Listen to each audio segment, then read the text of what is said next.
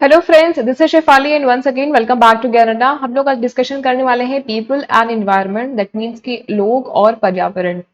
ये UGC net paper one का काफी इंपॉर्टेंट यूनिट है। बेसिकली जो पेपर वन है उसको 10 यूनिट्स में कैटेगराइज करा है, जैसा कि हमने फर्स्ट सेशन में पढ़ा हुआ था और हमने समझा था कि कौन कौन से आपके 10 यूनिट्स हैं। अगर वो सेशन आपने मिस किया है तो देख लेना, बट मैं फिर भी आपको यहाँ पे बता दे रही हूँ एक बार वापस, जो ये सेशन पहली बार देख रहे हैं या ज्ञान अड्डा से पहली बार जुड़े हैं उनके लिए थोड़ा सा एक ओवरव्यू क्विकली मैं ले देती हूँ।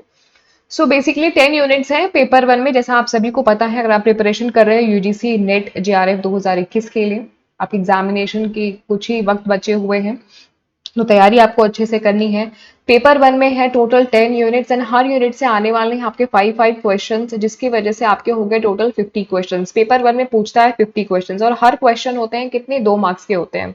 तो जिनसे आपका हो गया क्या, 100 मार्क्स के।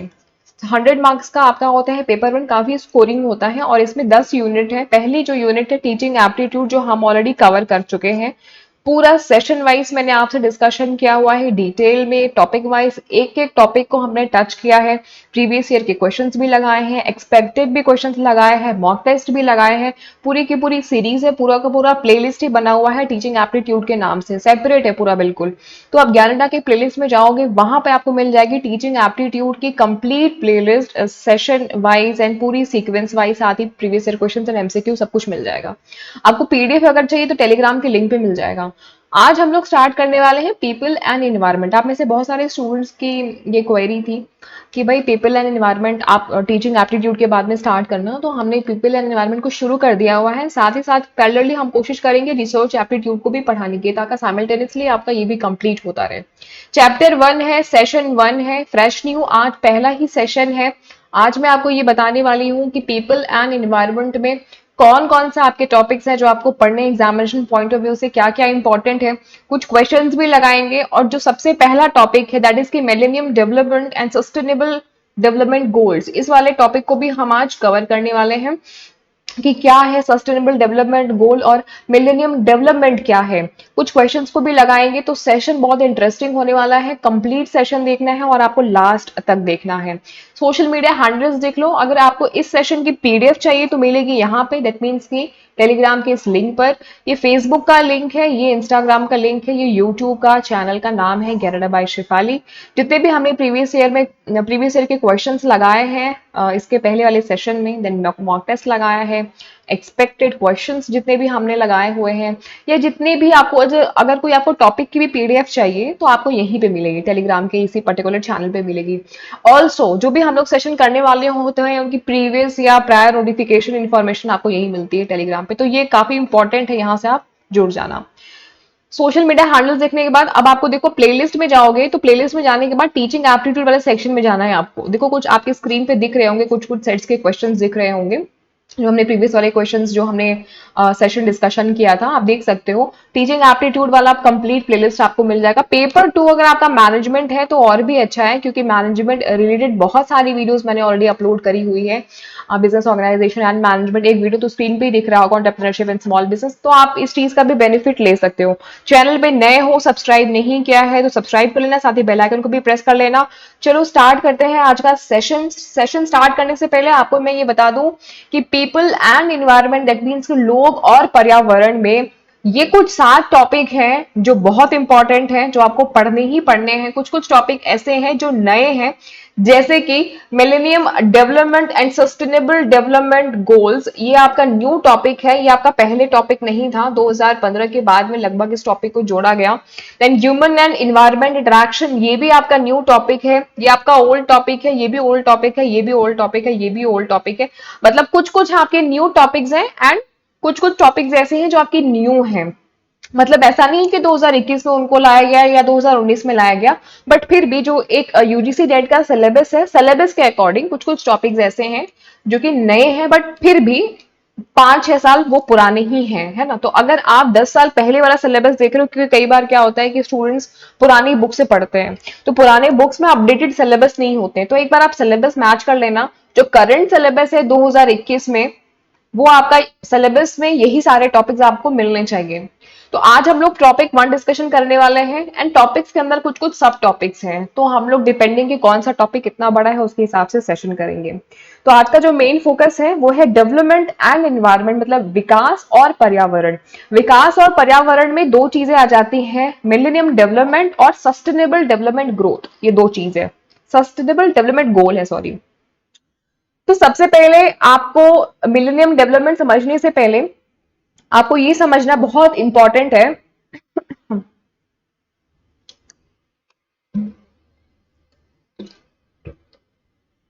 सॉरी, ये समझना बहुत इंपॉर्टेंट है कि डेवलपमेंट एंड इन्वायरमेंट मतलब विकास और पर्यावरण, ये दोनों क्या है, क्योंकि दोनों आपस में इंटरलिंक्ड है, इंटरकनेक्टेड है।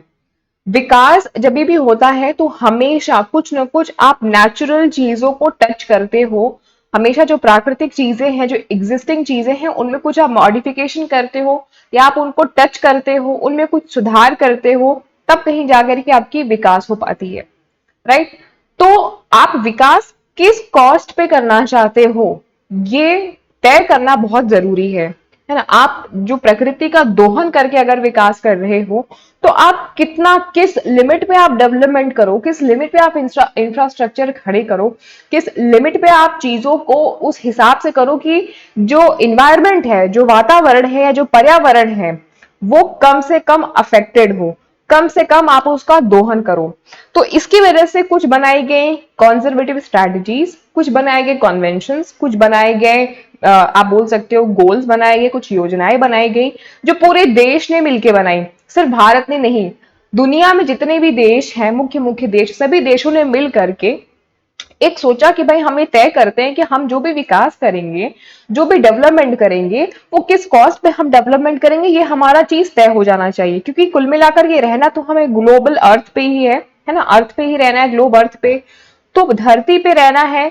तो ऑब्वियसली जो प्राकृतिक संप्रदाय हैं, जो चीजें हैं जो हमें मिली हुई हैं, तो हम उनका किस लेवल तक यूज कर सकते हैं या मिसयूज कर सकते हैं या दोहन कर सकते हैं, और उसके दोहन के दर पे जो विकास करने की बात हम सोच रहे हैं, उसका एक पैरामीटर सेट हो जाना चाहिए। उससे ज्यादा हम नेचुरल चीजों को या एनवायरनमेंट को डिस्टर्ब नहीं करेंगे। क्यों? क्योंकि अगर हम आज ही सारा कुछ डेवलपमेंट कर देंगे, तो जो आने वाली जनरेशन है, उनके पास बेसिक नीड्स को भी फुलफिल करने के लिए बहुत ज्यादा प्रॉब्लम हो जाएगा।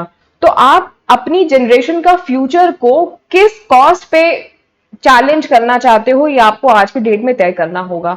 आप उतना ही विकास करोगे जितना, जिससे कि आपके आने वाली जो फ्यूचर है, जो जनरेशन है, उनका भविष्य, उनका आने वाला भविष्य वो खतरे में ना पड़े। तो ये सारी चीजों को सोच करके कुछ स्ट्रेटजीज बनाए गए, कुछ संगठन बनाए गए, कुछ ग्लोबल प्लेटफॉर्म्स बनाए गए। आई होप कि आपको एक ओवरव्यू में समझ में आ गया होगा। अब समझो कि डेवलपमेंट और इन्वायरमेंट, देखो मैंने आपको पहले ही बोला कि विकास और वातावरण, पर्यावरण दोनों आपस में ही इंटरलिंक्ड है, आपस में कनेक्टेड है।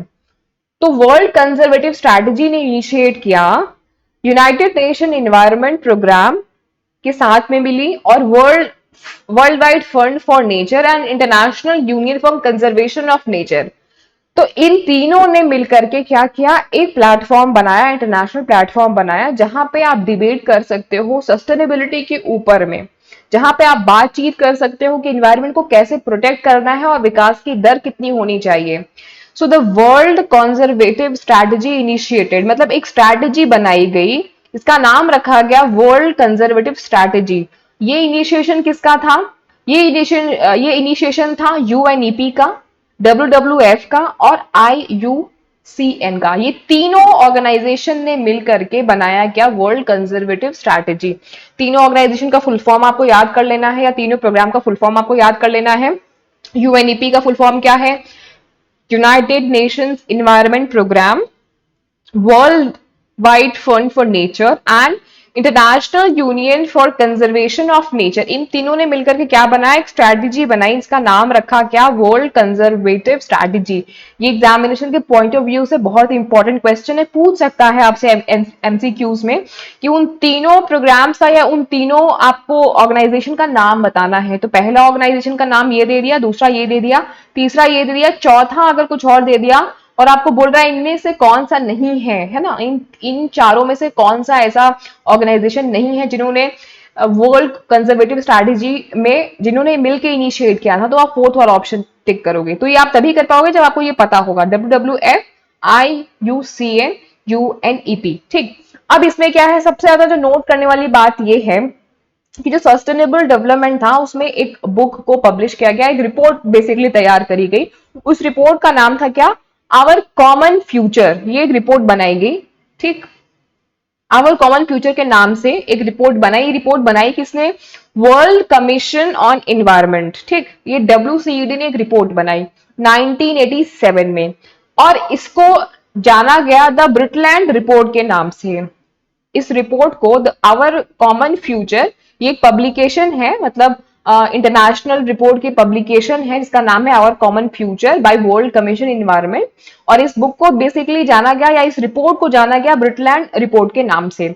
इस रिपोर्ट में डिफाइन किया गया, सस्टेनेबल डेवलपमेंट के बारे में बताया गया, और ये बोला गया कि ऐसी डेवलपमेंट जो कि हमारी आज की जरूरतों को मीट आउट करती है बिना फ्यूचर जनरेशन की नीड्स को कॉम्प्रोमाइज किए, तो वो ही आपका जो सस्टेनेबल डेवलपमेंट है, सस्टेनेबल ग्रोथ है, वो ही सही है या वो ही हो सकता है। तो उस रिपोर्ट में यही बोला गया, यही बताया गया कि वो सारे विकास जो कि आपके आज वर्तमान की नीड्स को फुलफिल करे बिना बिना बिना कॉम्प्रोमाइज किए फ्यूचर जनरेशन की नीड्स को, मतलब कि आपने आने वाली जो पीढ़ी है उनका फ्यूचर को कॉम्प्रोमाइज नहीं करना है, उनका फ्यूचर खतरे में नहीं डालना है।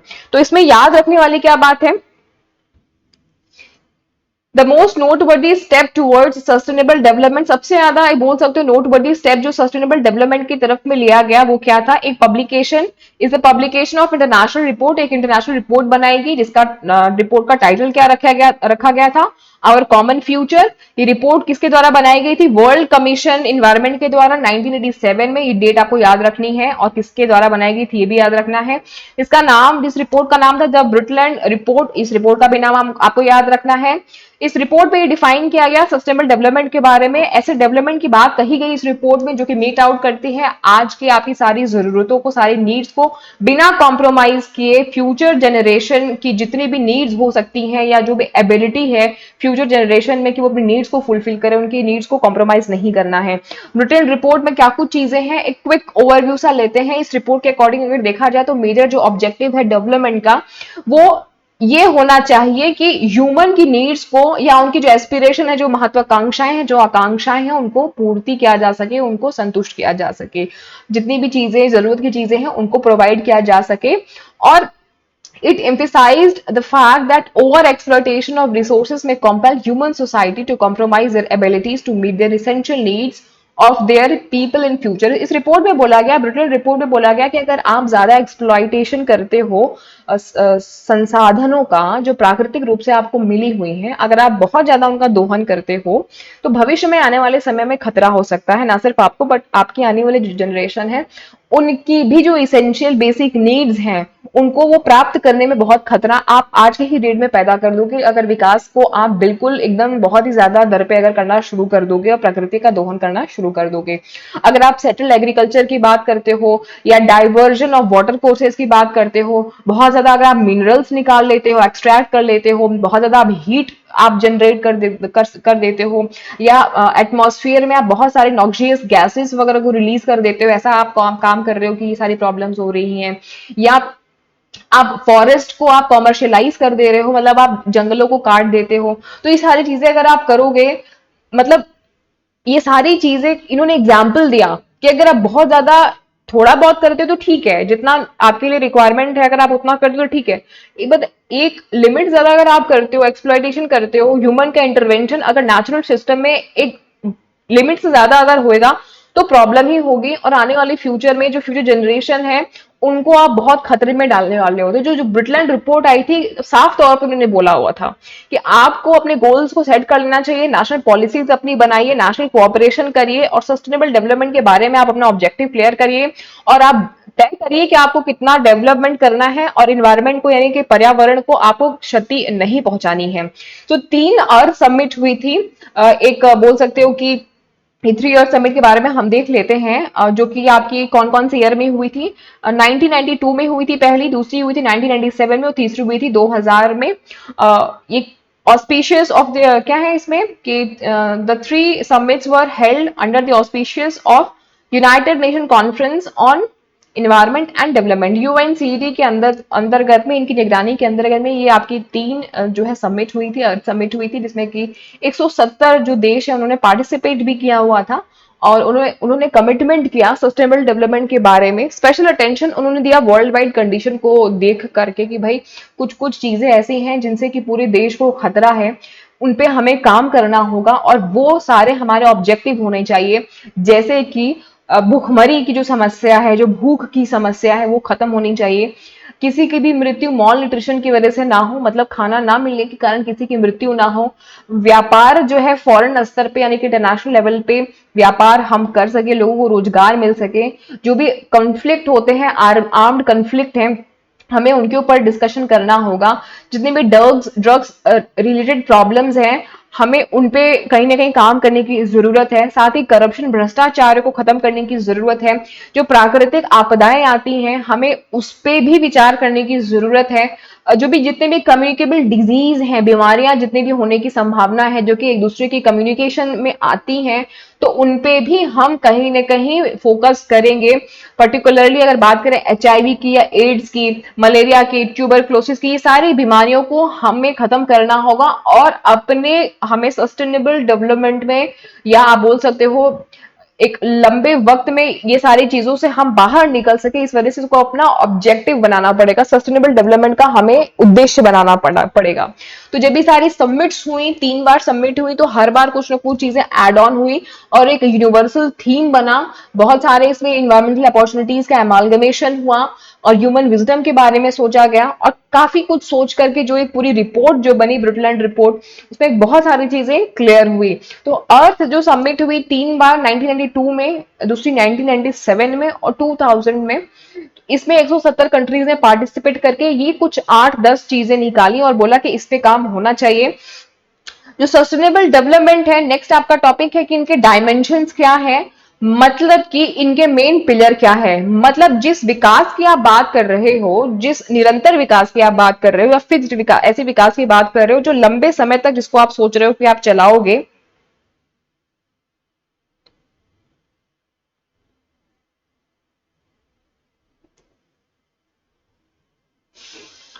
हम्म। तो ऐसे विकास की आप जिस पे बात कर रहे हो, जो कि जिसको आप सस्टेन करना चाहते हो एक लंबे समय के लिए, लंबे वक्त के लिए, उसका आधार क्या होगा? आप कौन से ऐसे चीजों पे, ऐसे डायमेंशंस पे काम करना चाहते हो जिन पे आपको लग रहा है कि इन पे लंबे समय तक जरूरत पड़ सकती है इन सब चीजों की? तो बेसिकली 3 डायमेंशंस सस्टेनेबल डेवलपमेंट के सामने आए। 3 डायमेंशंस कह लें या 3 पिलर्स बोल लें, वो आप अपनी भाषा में कह सकते हैं। तो आपको दोनों ही चीजें याद रखनी है। एग्जामिनेशन में कभी डायमेंशन भी पूछ सकता है, पिलर भी पूछ सकता है। तो पहला डायमेंशन है सोशल डायमेंशन, ये पिलर है। दूसरा है इकोनॉमिक डायमेंशन और तीसरा है इन्वायरमेंटल डायमेंशन। इन तीन डायमेंशन पे सस्टेनेबल डेवलपमेंट क्या है, ये टिका हुआ है। तो हमें जो काम करना है बेसिकली वो सोशल डायमेंशंस को मद्देनजर रखते हुए काम करना है। मतलब कि हम लोगों को अच्छी हेल्थ दे सके, उनको अच्छी सेफ्टी प्रोवाइड कर सके, हम लोकल कम्युनिटीज में इंपैक्ट कर सके, उनको क्वालिटी लाइफ दे सके। जो डिसएडवांटेज ग्रुप्स हैं, जो जिनको फैसिलिटी नहीं मिल पाती है, जैसे कि उदाहरण ले ले जो कि डिसेबल लोग हैं, जो हैंडीकैप लोग हैं, जो स्पेशली हैंडीकैप्ड लोग हैं, तो उनके लिए आप क्या कर रहे हो? तो आपको इस सोशल डायमेंशन पे काम करना होगा। दूसरा इकोनॉमिक डायमेंशन पे काम करना होगा, जैसे कि आपको इक्वल अपॉर्चुनिटी देनी होगी सभी के लिए, ताकि रोजगार पैदा हो सके, सेल्स में डेवलपमेंट हो सके, सेल्स में ग्रोथ हो सके, नए नए मार्केट डेवलप हो सके, कॉस्ट में रिडक्शन हो सके, ताकि जो इम्प्रूवमेंट है, मतलब वो इफिशिएंट तरीके से आप इम्प्रूवमेंट कर सको, अच्छी अच्छी अच्छी क्वांटिटी में अच्छे नए प्रोडक्ट्स आप ला सको, कम से कम एनर्जी में आप अच्छे से अच्छा सामान तैयार कर सको, रॉ मटेरियल इनपुट्स, ये सारी चीजों में जो लागत दर है, जो कॉस्ट का जो रिडक्शन है, उन पे आपको फोकस करना होगा। इकोनॉमिक डायमेंशन के अंदर में सारी चीजें आ जाती हैं। या आप एडिशनल वैल्यू की चीजों को क्रिएट करो। इकोनॉमिक डायमेंशन में सारी चीजें आ गई। इन्वायरमेंटल डायमेंशन का मतलब क्या? ये सारी चीजें तो आप कर रहे हो, ठीक है, बट इन सारी चीजों को करने के साथ में आप जो भी वेस्ट करोगे, कम से कम आप वेस्ट करो, जितनी भी चीजें वेस्ट हो रही है आप उनको रीयूज कर लो।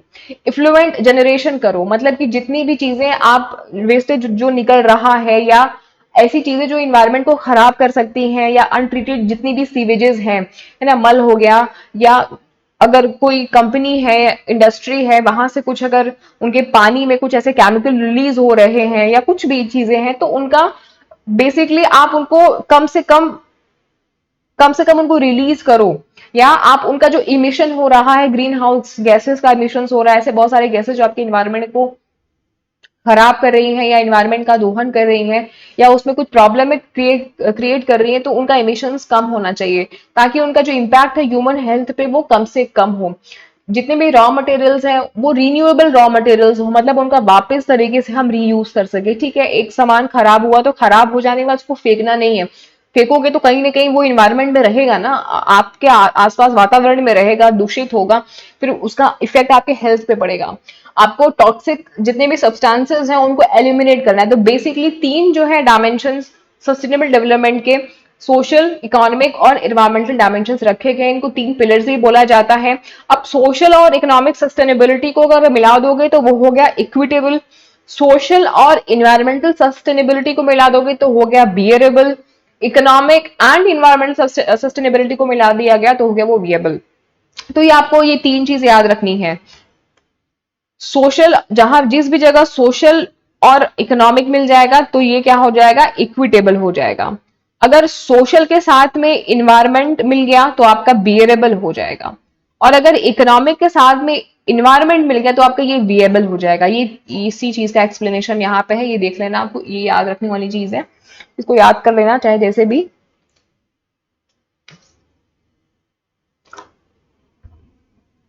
ठीक है, ये हम लोगों ने पढ़ ही लिया कि थ्री पिलर्स है, इकोनॉमिक है, इन्वायरमेंटल है, सोशल है। नेक्स्ट है कि आप, ये आपने अभी तक पढ़ा कि क्या है इन्वायरमेंट और क्या है पीपल एंड इन्वायरमेंट का, आपने एक बेसिक सा डेफिनेशन समझा कि डेवलपमेंट क्या है और इन्वायरमेंट क्या है, इन दोनों पे आपस में रिलेशन क्या है। ये हमने अभी तक ये समझा कि क्या कुछ चीजें हो रही थी, क्या कुछ प्रॉब्लम्स थी, और प्रॉब्लम्स की क्या क्या समस्याओं का क्या क्या समाधान निकालने की बात हुई। इसके बाद सेट किया गया millennium development goal. Millennium development goal में क्या हुआ, अब सितंबर 2000 में यूनाइटेड नेशन मिलेनियम समिट हुई, वहां पे यूनाइटेड नेशन जनरल असेंबली ने अडॉप्ट किया यूनाइटेड नेशन मिलेनियम डिक्लेरेशन। इस डिक्लेरेशन में क्या था, इस डिक्लेरेशन में थी ग्लोबल पार्टनरशिप। ग्लोबल पार्टनरशिप का मतलब ये कि पूरे जो देश थे, जितने भी लोग उस मीटिंग में सम्मिलित हुए थे, उन्होंने मिलके की क्या, एक पार्टनरशिप किया और बोला कि हम सब लोग मिलके अपने अपने देश में ग्लोबल स्तर पे जरूरत पड़ी तो आपके भी देश में हम हेल्प कर पाए तो वहां पे भी क्या करेंगे, पॉवर्टी को खत्म करेंगे। To reduce extreme poverty was a first ever global strategy. ये पहली ग्लोबल स्ट्रैटेजी थी जो मिलियन डेवलपमेंट गोल के अंदर में ली गई थी कि भाई हमें एक्सट्रीम पॉवर्टी को क्या करना है, रिड्यूस करना है। फर्स्ट एवर ग्लोबल स्ट्रेटेजी बनाई गई with quantifiable target. Quantifiable target का मतलब कि हमने टारगेट सेट किया कि पूरे विश्व भर में हम मिल करके गरीबी को कम करेंगे। जितने भी यूनाइटेड नेशन मेंबर्स, जितने भी यूनाइटेड नेशन के जो मेंबर्स थे, उन्होंने वर्ल्ड लीडिंग डेवलपमेंट इंस्टीट्यूशन के साथ में मिल करके एक पार्टनरशिप किया, ग्लोबल पार्टनरशिप, और एक टारगेट बनाया। सपोज कह लें 40%, 50%, 60%, 70%, जिसको आप क्वांटिफिएबल, जिसको आप कहीं ना कहीं आप मेजर कर सकते हो, वो बनाया और अग्री हुआ कि भाई हमें ग्लोबल स्तर पर गरीबी को कम करना है। ये पहला ग्लोबल स्ट्रेटजी बनाया गया और इस डिक्लेरेशन को सपोर्ट किया किसने, यूनाइटेड नेशन के सेक्रेटरी ने, सेक्रेटरी जनरल जो उस वक्त थे कौन, कोफी अनन, उन्होंने सपोर्ट किया। और United Nation Secretary General Kofi Annan established 8 accompanying objective. उन्होंने 8 ऑब्जेक्टिव्स को और बोला क्या, टू कॉम्बैट पॉवर्टी, पॉवर्टी को भी आपको कॉम्बैट करना है, लड़ना है। हंगर, भूख के भी खिलाफ आपको लड़ना है। बीमारी के खिलाफ आपको लड़ना है। इलिटरेसी मतलब असाक्षरता के खिलाफ आपको लड़ना है, कॉम्बैट करना है। इन्वायरमेंटल डिग्रेडेशन के अगेंस्ट में आपको लड़ना है। और जो डिस्क्रिमिनेशन होता है विमेन्स के लिए, औरतों के लिए, जो एक मतलब अंतर की बात है, या जो जो डिस्क्रिमिनेट किया जाता है, वो आपके ऑब्जेक्टिव्स होने चाहिए। किसके? मिलियनियम डेवलपमेंट गोल्स के आपके ऑब्जेक्टिव्स होने चाहिए। सो दीज जो ऑब्जेक्टिव्स हैं वो लिस्टेड हैं कहाँ, मैं आपको अभी नेक्स्ट दिखाने वाली हूँ आगे वाली स्लाइड में, कि 2015 तक मिलियनियम डेवलपमेंट गोल्स का ऑब्जेक्टिव रखा गया कि 2015 तक ये 8 ऑब्जेक्टिव जो बनाए गए इन पे हमें काम करना है। तो आपको ये टाइम याद रखना है 2015 का, और ऑब्जेक्टिव कितने थे? 8 थे। तो पहला जो ऑब्जेक्टिव था, मतलब पहला जो बोल सकते हो मिलेनियम डेवलपमेंट जो गोल था, वो क्या था? इन 8 ऑब्जेक्टिव्स को लेकर के था। सितंबर 2000 में यूनाइटेड नेशन मिलेनियम समिट हुई थी, और उसी समिट में यूनाइटेड नेशन जनरल असेंबली ने अडॉप्ट किया क्या? United nation millennium declaration. ये आपको टाइम याद रखना है 2000 वाला, ठीक। उसके बाद इस डिक्लेरेशन को सपोर्ट किसने किया? यूनाइटेड नेशन के जो सेक्रेटरी जनरल थे कोफी अन्नान ने जो है वो एक्सेप्ट किया एंड सपोर्ट किया, और 8 ऑब्जेक्टिव्स वहां पे कहीं ना कहीं उन्होंने रखे। 8 ऑब्जेक्टिव्स क्या थे? ये सारे 8 ऑब्जेक्टिव्स थे, ठीक। 8 मिलेनियम डेवलपमेंट गोल्स, पहला यही था, पहला मिलेनियम डेवलपमेंट था। उसके बाद फिर आया क्या? Sustainable development. सस्टेनेबल डेवलपमेंट बाद में आया, पहले आया मिलेनियम डेवलपमेंट गोल। इसकी ड्यूरेशन क्या थी? 2015 तक हमें इन सारे 8 पॉइंट्स पर हमें विजय प्राप्त करनी है। ये सारे 8 पॉइंट आपके स्क्रीन पर है, कि आपको पॉवर्टी और हंगर को एलिमिनेट करना है, इरेडिकेट करना है, खत्म करना है।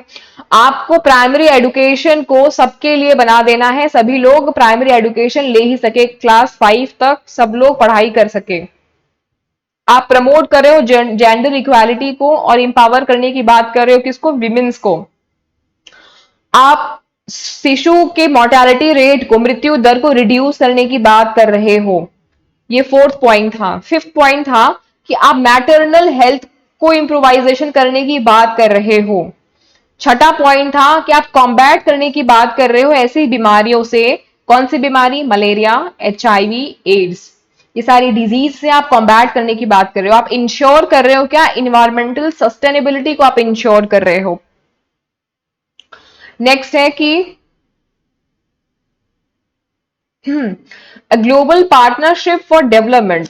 आप विकास में पार्टनरशिपिंग करने के लिए आप वैश्विक स्तर पे लोगों के साथ में डील करोगे, बातचीत करोगे, और उनके साथ मिल करके, उनके साथ में आप मिल करके विकास करोगे। तो ग्लोबल पार्टनरशिप की बात हो रही है, मतलब वैश्विक लेवल पे समझौते की बात हो रही है, वैश्विक लेवल पे पार्टनरशिप की बात हो रही है। किस लिए? विकास के लिए, डेवलपमेंट के लिए। तो ये 8 क्या है आपके? मिलेनियम डेवलपमेंट गोल, जिनको अचीव कब तक करना था? 2015 तक करना था। तो ये टारगेट था इनका। नेक्स्ट देखो, अब 2015 बीत गया, 2015 बीत गया। तो 2015 के बीतने के बाद जो मिलेनियम डेवलपमेंट गोल था, क्या क्या अचीव किया मिलेनियम डेवलपमेंट गोल्स ने? तो वो चीज है। तो 2015 के बाद देखा गया, रिपोर्ट बनाई गई, और पता चला कि 1 बिलियन लोगों को कहीं ना कहीं लिफ्ट किया गया एक्सट्रीम पॉवर्टी से। 1990 से अगर बात करें, 1990 से बात करें, तो 1 बिलियन लोगों को लिफ्ट किया गया गरीबी से, गरीबी से ऊपर लाया गया उनको। चाइल्ड मोर्टेलिटी की बात करें, मतलब शिशु की अगर मृत्यु दर की बात करें, तो dropped by more than half, मतलब 50% से भी ज्यादा ड्रॉप हुआ है उनके रेट में 1990 से अगर देखा जाए तो। The number of out of school children has dropped by more than half, मतलब हाफ से भी ज्यादा जो ऐसे बच्चे थे कि जो ड्रॉप कर देते थे, स्कूल नहीं जाते थे, तो उनकी जो नंबर्स है उनमें गिरावट आई, मतलब लोग ज्यादा स्कूल जाना शुरू कर दिया उन्होंने 1990 के बाद से। एचआईवी और एड्स की जो इन्फेक्शन थे, जिनसे लगभग मतलब बहुत ज्यादा प्रॉब्लम होती थी, लगभग 40% तक कमी आई 2000 तक। तो ये कुछ आउटकम्स थे जो एक की मिलेनियम डेवलपमेंट गोल्स के थ्रू मद्देनजर रख के बनाए गए थे। ये इनके कुछ आउटकम्स है, मेजर जो पॉजिटिव आउटकम्स है वो मैंने आपको यहाँ पे शो किया। अब millennium development goal sustainable development goal में कैसे कन्वर्ट हुआ? पहले तो ये समझो कि मिलियन डेवलपमेंट जो गोल था वो 2015 तक इसका टारगेट था। सस्टेनेबल डेवलपमेंट गोल का टारगेट क्या है? 2030 तक है। मतलब अभी हम लोग इस पे काम कर रहे हैं, सस्टेनेबल डेवलपमेंट गोल पर अभी करंट में हम इस पे काम कर रहे हैं। अब यहाँ पे क्या है कि जो मिलेनियम डेवलपमेंट गोल था काफी कंक्रीट था, 8 ऑब्जेक्टिव थे, स्पेसिफिक था कि हमें इसी पे काम करना है। आप उसको मेजर भी कर सकते थे, आप उसका पैरामीटर को चेक कर सकते थे। देयरफॉर काफी हेल्प मिली कुछ प्रायोरिटी एरियाज में काम करने के लिए, इंटरनेशनल डेवलपमेंट करने के लिए, और फोकस कर मतलब हम फोकस कर पाए जो हमारे प्रायोरिटी एरियाज से, जो उस वक्त हमें लगा हमने बेस्ट अपने ऑब्जेक्टिव को एकदम कंक्रीट और स्पेसिफिक वे में मेजर चूज किया और उसमें हमने काम किया। बट इसकी बहुत आलोचना हुई, बहुत सारे लोगों ने इसकी आलोचना किया और बोला कि भाई आपने बहुत सारे इंपॉर्टेंट एरियाज को छोड़ दिया जो कि इक्वली इंपॉर्टेंट थे। जो आप ऑब्जेक्टिव्स बनाया था आपने आपने जो 8 ऑब्जेक्टिव्स लिए थे, तो उनके ऑब्जेक्टिव्स के ही इक्वली इंपॉर्टेंस और भी बहुत सारे इंपॉर्टेंट एरियाज है जिनको आपने छोड़ दिया, टच नहीं किया। बहुत सारी क्रिटिसिज्म हुआ, बट कुछ प्रोग्रेस भी हुआ। पास्ट 15 ईयर्स में देखा जाए, मिलियन डेवलपमेंट गोल्स जब लिया गया, 15 साल में काफी चीजें पॉजिटिव भी आई। पॉवर्टी का एरेडिकेशन हुआ, एक्सेस जो है एजुकेशन के लिए वो उसमें इम्प्रोवाइजेशन हुआ। जो एक सोसाइटी में अनइवननेस था कुछ स्पेसिफिक रीजन्स में या स्पेसिफिक सोशल ग्रुप्स में, वहां पर प्रोग्रेस देखने को मिली। 2015 में यूनाइटेड नेशन ने असेसमेंट जब किया मिलेनियम डेवलपमेंट गोल का, तो कुछ कुछ चीजें उसमें पाई गई कि हाँ कहीं कहीं जो प्रोग्रेस है वो उस हिसाब से नहीं हुई है या बहुत धीमी गति से हुई है। जैसे कि अगर बात करें कि जेंडर की बात करें या डिसेबिलिटी की बात करें, है ना, या हम बात करें एज की, या हम एक डिस्पैरिटी की बात करें जो फीमेल्स एंड मेल्स में होती है, तो वहां पे उसको बाईपास कर दिया गया और उसमें बहुत अच्छे से काम नहीं हो पाया। बट बहुत सारी चीजों में काम हुआ भी, बहुत सारी जगह पे जो उनके गोल के अंदर में था उसको हम उस हिसाब से टच नहीं कर पाए, उसमें हम कुछ फर्दर इंप्रूवमेंट उस लेवल से नहीं कर पाए जिस लेवल से सोचा था। तो ये एक चीज निकल के आई मिलेनियम डेवलपमेंट गोल के बारे में। अब 2015 बीत गया, हमने एक टारगेट सेट किया था और 15 साल उस टारगेट में हमने लगाया, और कुछ उसमें पॉजिटिव चीजें मिली, कुछ क्रिटिसिज्म भी हुआ, और हमें भी लगा कि भाई हमारी तरफ से भी कुछ चीजें ऐसी थी जो कि मिस्टेकन थी। अब जो डेवलपमेंट सस्टेनेबल डेवलपमेंट गोल बनाया, तो पहले हमने क्या 8 हमने बनाए थे मिलेनियम डेवलपमेंट गोल।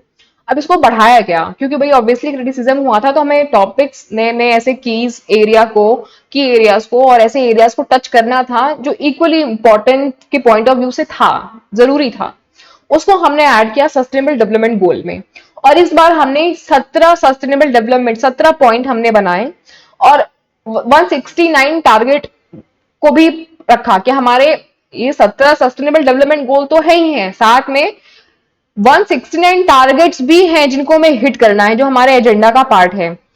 तो ये 17 तो ऑब्जेक्टिव मेन है ही है, साथ में हमें 169 टारगेट जो हमने बनाया हुआ है, मतलब 169 पॉइंट्स का टारगेट था, अलग अलग पॉइंट थे, एजेंडा आप उसको कह सकते हो, उसको भी हमें टच करना है। अब क्या है सस्टेनेबल डेवलपमेंट गोल में, जब आपकी यूनाइटेड नेशन जनरल असेंबली की सबमिट हुई सितंबर 2015 में, उसके बाद ये तय हुआ कि 2030 तक का हमें अपना एक एजेंडा बनाना होगा, और उस एजेंडे का नाम क्या होगा, सस्टेनेबल डेवलपमेंट होगा। और ये 193 मेंबर्स ने 193 मेंबर्स ने बैठ करके ये तय किया और बोला कि भाई 17 सस्टेनेबल डेवलपमेंट गोल्स होंगे, हमारे जो गोल होंगे वो 17 होंगे, और साथ में 169 टारगेट्स होंगे। और ये सारे जितने भी गोल्स होंगे, यूनिवर्सल एग्रीमेंट बना कि हमें पॉवर्टी को पूरी कंप्लीट तरीके से खत्म करना है। हालांकि मिलियन डेवलपमेंट में भी हुआ था, बट उस लेवल पे नहीं हो पाया था, मोर देन हाफ, मतलब मोर देन 50% हो पाया था, बट कंप्लीटली नहीं हो पाया था। हमने तय किया, यूनिवर्सल एग्रीमेंट बना कि हमें पॉवर्टी को पूरी तरीके से एंड करना है, एंड इट्स ऑल डायमेंशंस, जितने भी पॉवर्टी के डायमेंशन सबको खत्म करना है, and craft an equal just and secure world for people, planet and prosperity. अब 3 चीज निकल के आई, लोग के लिए, इस प्लैनेट के लिए, और समृद्धि प्रॉस्पेरिटी की बात हो रही है। हमें इक्वालिटी लानी है, हमें वर्ल्ड को सिक्योर करना है, सिक्योर करने की बात हो रही है, और इक्वालिटी की बात हो रही है, समानता की बात हो रही है, लोगों में समानता लाना है, लोगों को सिक्योर करना है, इस प्लेनेट पे रहने वाले सभी लोगों में समानता लानी है, सभी लोगों को सिक्योर करना है, इस प्लेनेट पे रहने वाले सभी लोगों को प्रॉस्परस करना है, समृद्ध करना है, ताकि वो अपनी लाइवलीहुड को अर्न कर सके। ये बना सस्टेनेबल डेवलपमेंट गोल का 3P बोलते हैं। 3P एक्चुअली नहीं, एक्चुअली 5P है। 5P क्या है आगे हम पढ़ेंगे। ठीक, तो उस वक्त मीटिंग में ये सारी चीजें डिस्कशन हुई। तो जो सस्टेनेबल डेवलपमेंट गोल था, इसको डेवलप किया through unprecedented consultative process that brought national governments and millions of citizens from the global together to negotiate and adopt this ambitious agenda.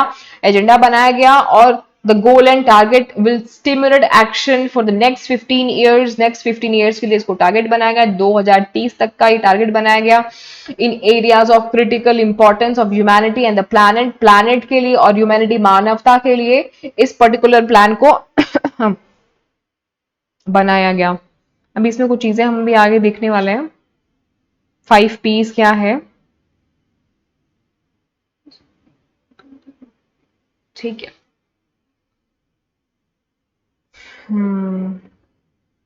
ठीक है।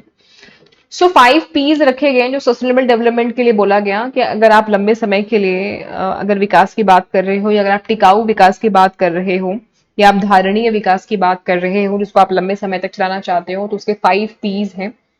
पहला तो ये है प्लैनेट, हमें प्लैनेट को करना होगा प्रोटेक्ट, और उनकी नेचुरल रिसोर्सेज को, जो प्राकृतिक संप्रदाय हैं, हमें उन्हें प्रोटेक्ट करना होगा प्लैनेट में जितनी भी चीजें हैं।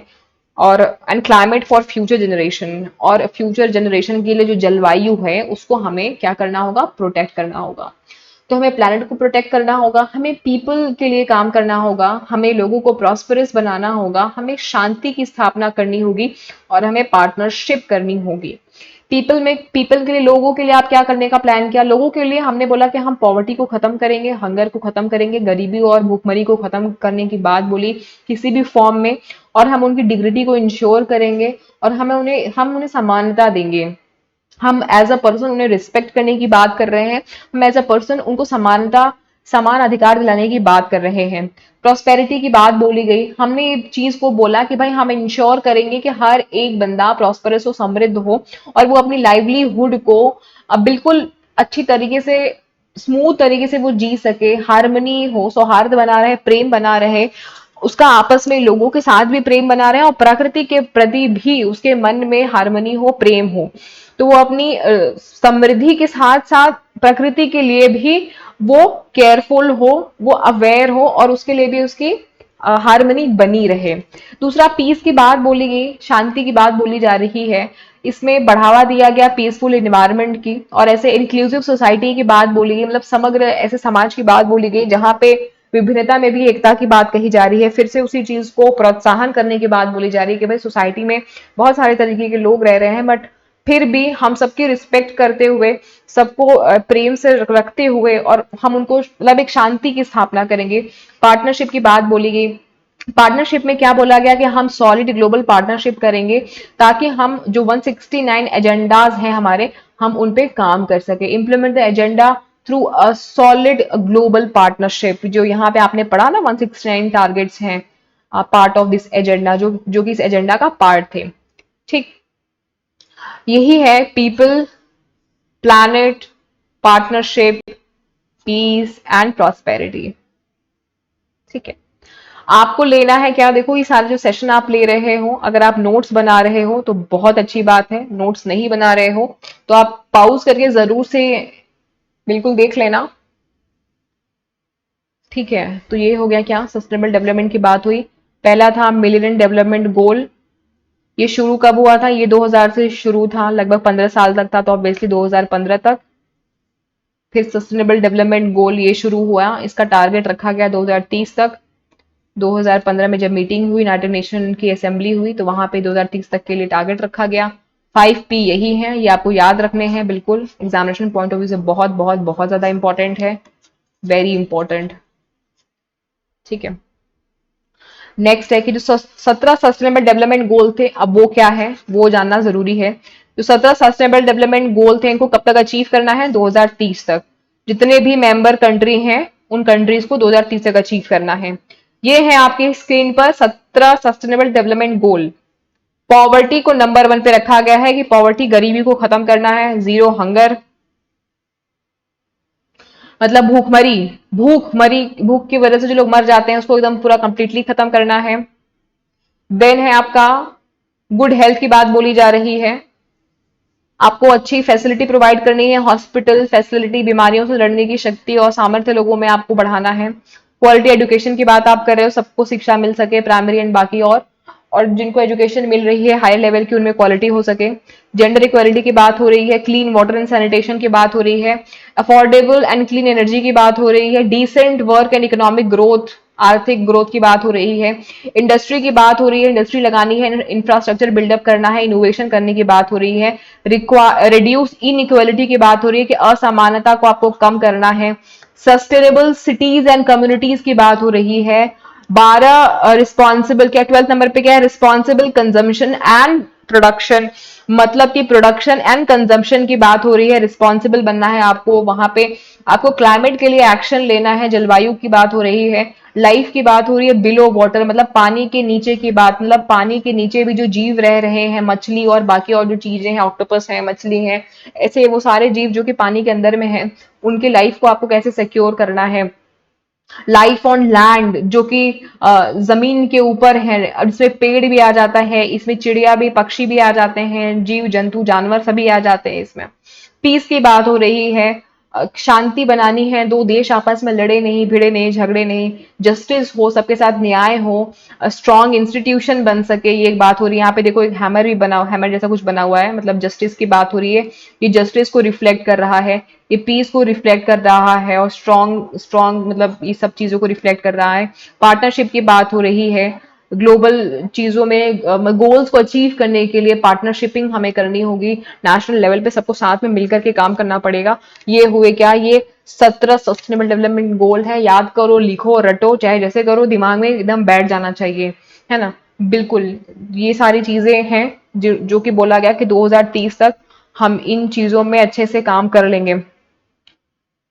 ये सारी चीजें यहाँ पे लिखी हुई हैं, अब मैं एक एक चीज एक्सप्लेन नहीं करूंगी क्योंकि मैंने आपको इमेज में ही एक्सप्लेन कर दिया है इसको, बट फिर भी अगर आप देखना चाहते हो तो आप पॉज करके देख सकते हो उसको, ठीक है, जो भी आपको लग रहा है कि डिफिकल्ट है या इसमें क्या होना चाहिए, तो आप देख सकते हो उस चीज को। ओके, नेक्स्ट है कि जो सस्टेनेबल डेवलपमेंट गोल है इंडिया में किस तरीके से वो काम कर रहा है। तो जैसे कि आपको मैंने बताया कि सस्टेनेबल डेवलपमेंट गोल अडॉप्ट कब हुआ था, सितंबर 2015 में मीटिंग हुई थी, तब ये तय किया गया था कि 2030 तक हम अपने एजेंडा को बना रहे हैं। एजेंडा क्या है, सस्टेनेबल डेवलपमेंट का हमारा एजेंडा है, और पार्ट ऑफ रेजोल्यूशन, एक प्रतिज्ञा बोल सकते हो या एक रेजोल्यूशन बोल सकते हो। रेजोल्यूशन क्या लिया गया, ट्रांसफॉर्मिंग आवर वर्ल्ड, ये याद रट लो, ट्रांसफॉर्मिंग आवर वर्ल्ड मतलब वर्ल्ड की ट्रांसफॉर्मेशन की बात बोली जा रही है। दी 2030 agenda for sustainable development goal, ठीक है। India is committed, India committed है कि वो अचीव कर लेगी जितने भी हमारे 17 सस्टेनेबल डेवलपमेंट गोल बनाए गए हुए हैं। 169 उसके साथ में टारगेट्स को भी एसोसिएट किया है। इंडिया कमिटेड है अपने इस टारगेट को अचीव करने के लिए और काम कर रही है।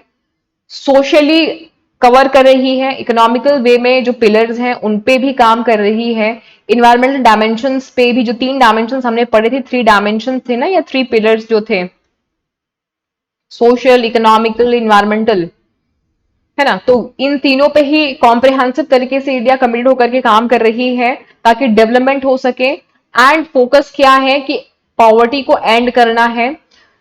पॉवर्टी को एंड करने के साथ पॉवर्टी से जुड़ी हुई जितनी भी चीजें हैं, फिर वो हंगर हुआ, ठीक है, हंगर हुआ, या फिर उसके बाद में जो इनइक्वालिटी की बात हुई, मतलब गरीब लोगों में डिस्क्रिमिनेशन होता है, इनइक्वालिटी की बात हो रही है, जितने भी डायमेंशन हैं पॉवर्टी से जुड़े हुए, सभी फॉर्म, सभी डायमेंशन को एंड करने के लिए इंडिया प्रयासरत है, काम कर रहा है। और इंडिया में सस्टेनेबल डेवलपमेंट की मॉनिटरिंग कौन कर रहा है, ये इंपॉर्टेंट है। इसकी मॉनिटरिंग कर रहा है कौन, नीति आयोग कर रहा है। ये बहुत बहुत बहुत इंपॉर्टेंट है, मोस्ट मोस्ट मोस्ट इंपॉर्टेंट, कि इंडिया में कौन मॉनिटरिंग कर रहा है सस्टेनेबल डेवलपमेंट गोल की। तो नीति आयोग को असाइन किया गया, रोल दिया गया कि आप सारे इम्प्लीमेंटेशन को चेक करोगे और बराबर मॉनिटर करोगे, जितने भी सस्टेनेबल डेवलपमेंट गोल्स के जितनी भी चीजें हम इम्प्लीमेंट कर रहे हैं कंट्री में, आप उनकी मॉनिटरिंग करोगे और आप ही सारी चीजों की रिपोर्ट और बाकी चीजों को आप प्रिपेयर करोगे। आपका काम है कि आप स्प्रेड करोगे अवेयरनेस इन सारे गोल्स के बारे में सभी को आप स्टेक होल्डर्स को लेके आओगे, उनके बीच में कोशिश करोगे कि ट्रस्ट बिल्डअप हो सके। सोशल डेवलपमेंट सस्टेनेबल डेवलपमेंट जितने भी गोल्स हैं उनकी कैपेसिटीज को आप रियलाइज करोगे। NITI Aayog has organised several national and regional level consultation. NITI Aayog ने काम भी बहुत अच्छा किया हुआ है, उन्होंने ऑर्गेनाइज किए हैं बहुत सारे रीजनल लेवल पे कंसल्टेशन और सेवरल नेशनल कंसल्टेशंस, मीटिंग्स बहुत सारी करी हुई हैं। हम उन पे नहीं जाते हैं क्योंकि अगर हम मीटिंग्स डिस्कशन करने लगेंगे तो ये सेशन आपका भी 30 मिनट्स का और बढ़ जाएगा, तो हम उस पे नहीं जाएंगे। Basically examination point of view से जो इंपॉर्टेंट है वही वही मैं आपको बता रही हूँ। नीति आयोग का नाम इंपॉर्टेंट है, ये 17 ये इंपॉर्टेंट है, 169 टारगेट एसोसिएटेड ये इंपॉर्टेंट है। अब करेंगे कुछ क्वेश्चंस, कुछ 4 क्वेश्चंस हैं, इनको फटाफट से करेंगे। आप कि कितने भी क्वेश्चन सही जा रहे हैं आप मुझे कमेंट बॉक्स में जरूर से लिख के बताना, ताकि मुझे भी पता चले कि आपको सेशन कितना समझ में आया। पहला सवाल है आपकी स्क्रीन पर कि which of the following options is correct when we only accomplish 2 out of 3 pillars of sustainable development goal। इन चारों में से कौन सा ऑप्शन सही है जब हम सिर्फ 3 पिलर में से, ध्यान समझना क्वेश्चन को, when we accomplish 2 out of 3 pillar, 3 pillars में से जब हम 2 पिलर्स को अकम्प्लिश करेंगे, 2 पिलर्स को अकम्प्लिश करेंगे तो हमारा सस्टेनेबल डेवलपमेंट या सस्टेनेबल डेवलपमेंट जो डेवलपमेंट गोल है वो हमारा अचीव होता हुआ दिखेगा। तो सस्टेनेबल डेवलपमेंट गोल के हमारे कुछ पिलर्स थे जिसमें 3 पिलर्स है जो आपने अभी पढ़ा। तो इन तीनों में से आप किन 2 को जोड़ोगे तो आपका विएबल, बियरेबल, इक्विटेबल, इन चारों में से क्या आपका सही ऑप्शन है। तो बिल्कुल हमने पढ़ा था पीछे वाले स्लाइड में कि जब आप इकोनॉमिक एंड एनवायरमेंटल स्टेबिलिटी की बात करते हो तो वो हो जाता है विएबल, सोशल एंड एनवायरमेंटल सस्टेनेबिलिटी की बात करते हो तो हो जाता है bearable, again social and economical sustainability की बात करते हो तो वो हो जाता है इक्विटेबल। ये रटो, लिखो, याद करो, कैसे करो ये आप देख लेना, तीनों ही सही है, तीनों ही सही है। राइट आंसर क्या हो गया? Option D, all of the above. ये हमने पीछे पढ़ा था ना यहां पे। देखो मैं आपको वापस एक बार दिखा दे रही हूं, ठीक है। जब आप सोशल को और इकोनॉमिकल को जोड़ दोगे, सामाजिक और आर्थिक को जोड़ोगे तो समानता हो जाएगा। हमें क्या करना है? समानता करनी है। सामाजिक और आर्थिक रूप से हम समानता की बात कर रहे हैं। हम समाज और जब इन्वायरमेंट की बात करेंगे तो हम बियरेबल की बात करेंगे कि हमें इन्वायरमेंट और हमें सोशल और सोशल और हमें पर्यावरण में, हमें समाज में और पर्यावरण में उतने ही बदलाव करने हैं जिनको आप बियर कर सको, जिनको आप सहन कर सको। ऐसे भी समझ सकते हो जैसे मैं भी आपको समझा रही हूं। जब बात करेंगे समाज की, जब बात करेंगे आर्थिक स्थिति की, तो हम समानता की बात करेंगे कि भाई आर्थिक रूप से और सामाजिक रूप से आपको समानता मिल सके लोगों को। जब हम बात करेंगे सोशल की बात करेंगे, सामाजिक की बात करेंगे और समाज के साथ में जब हम इन्वायरमेंट को जोड़ देंगे, मतलब पर्यावरण को जोड़ देंगे, तो हम कहेंगे कि भाई इन्वायरमेंट और समाज में इतना बदलाव हो कि उसको बियर किया जा सके। ठीक। जब हम इकोनॉमिक और इन्वायरमेंट की बात करेंगे, है ना, कि आपका आर्थिक स्थिति की बात हो रही है और वातावरण की बात हो रही है, तो वही होगा जो विएबल होगा, जो इंपॉर्टेंट होगा। तो वही चीज है, यहां पे वही चीज लिखी हुई है, आपको ये चीज याद कर लेनी है। ठीक है, एग्जामिनेशन में इससे हर बार लगभग लगभग क्वेश्चंस आते हैं, किसी न किसी शिफ्ट में तो आता ही है। अच्छा, मैंने आंसर आपको शो कर दिया नेक्स्ट वाला। Okay, so I forget to delete the answer. चलो ठीक है, फिर भी आप देख लो। इसका राइट आंसर क्या हुआ? ऑल ऑफ द अबव हो गया। चलो ठीक है। सो क्वेश्चन है कि in which year did the word sustainable development come into existence. अब मैं इसको छुपा तो नहीं सकती हूँ आंसर को, बट ठीक है, आप कोशिश करो, जज करो खुद को एनालिसिस करने के लिए। सस्टेनेबल डेवलपमेंट ये जो वर्ड है वो कौन से ईयर में एग्जिस्टेंस में आया, मतलब कौन से ईयर में सबसे पहली बार आया। तो हमने आज के इस सेशन में स्टार्टिंग में ही पढ़ा कि 1980 में आया। Right answer is option C, 1980 में आया था। In which year was the United Nation Commission on sustainable Development CDS started by United Nation General Assembly. Question में पूछ रहा है कौन से ईयर में यूनाइटेड नेशन कमीशन ने सीएसडी, दैट इज की sustainable commission. Next question, In which year was the United Nations Commission on Sustainable Development CSD started by United Nation Assembly? Question में पूछ रहा है कि कौन से ईयर में यूनाइटेड नेशंस ने commission on sustainable development CSD that means की कमीशन ऑन सस्टेनेबल डेवलपमेंट को स्टार्ट किया by the United Nation General Assembly. मतलब ये स्टार्ट किया गया था किसके through? By United Nation General Assembly के थ्रू स्टार्ट किया गया था। किस ईयर में स्टार्ट किया गया था, ये सवाल है। यूनाइटेड नेशन जनरल असेंबली ने CSD को कौन से साल में शुरू किया था? राइट आंसर इज ऑप्शन, देखो इसमें से क्या सही हो सकता है। कमेंट बॉक्स में मुझे जरूर लिख के बताना कि आपके कितने आंसर सही बने। आउट ऑफ 3 क्वेश्चंस आपने कितने सही करे। Right answer is option D, 1992 में। आपने कौन सा टिक लगाया था ये मुझे जरूर बताना। सो आई होप कि आपको आज का सेशन समझ में आया होगा, एंजॉय किया होगा। प्लेलिस्ट वाले सेक्शन में जाओगे तो मिलेगी आपको क्या, teaching aptitude and previous year के जितने भी हमने मॉक टेस्ट क्वेश्चंस लगाए हैं सब कुछ यहाँ से आप देख लेना। पेपर 2 अगर मैनेजमेंट है तो वो भी आपको मिलेगा कहाँ, यही प्लेलिस्ट से ही मिलेगा। चैनल पे नए हो, सब्सक्राइब नहीं किया है तो सब्सक्राइब कर लेना, साथ ही बेल आइकन को बजाना, सॉरी बेल आइकन को प्रेस करना ताकि मिले आपको क्या, नोटिफिकेशन। मतलब बेल को कैसे बजा सकते हो यार, मतलब बेल को नहीं बजा सकते आप कुछ भी। ठीक है, सो पैशनेट बनो, बी योर ओन मोटिवेशन, अपना फोकस बिल्कुल करो। वक्त बहुत कम है तो जितना भी समय बचा हुआ है तैयारी में आप जम के लगाओ, प्रैक्टिस सेट लगाओ, मॉक टेस्ट लगाओ। अगला सेशन हम जल्दी अपलोड करने वाले हैं। Thank you guys for this session. I hope you guys have enjoyed today's session. मिलते हैं अगले सेशन में, तब तक के लिए टाटा बाय बाय।